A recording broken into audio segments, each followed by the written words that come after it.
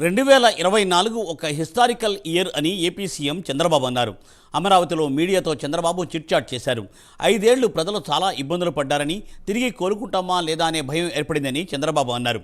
కూటమి ప్రభుత్వం అధికారంలోకి వచ్చాక ప్రజల్లో ఒక నమ్మకం, ఒక విశ్వాసం వస్తోందని అన్నారు.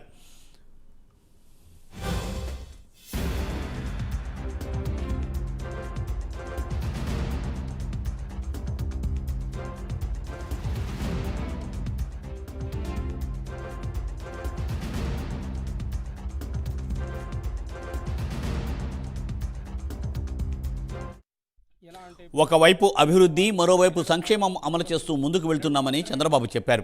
గంజాయి, డ్రగ్స్ కంట్రోల్ చేస్తున్నామని అన్నారు. తప్పు చేసిన వారిని ఖచ్చితంగా శిక్షిస్తామని తెలిపారు. సమాజానికి హానికరం అయిన వ్యక్తులను కానీ వ్యవస్థలను కానీ ఉపేక్షించబోమని సీఎం చంద్రబాబు చెప్పారు. ఉద్యోగుల సమస్యలను పరిష్కరించవలసి ఉందని అన్నారు.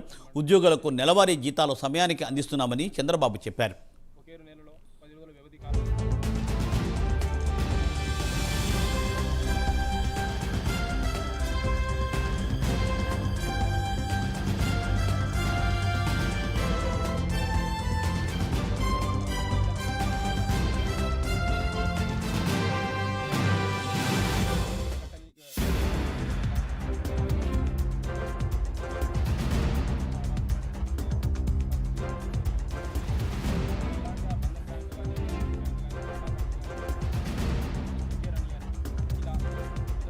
చెప్పి చివరి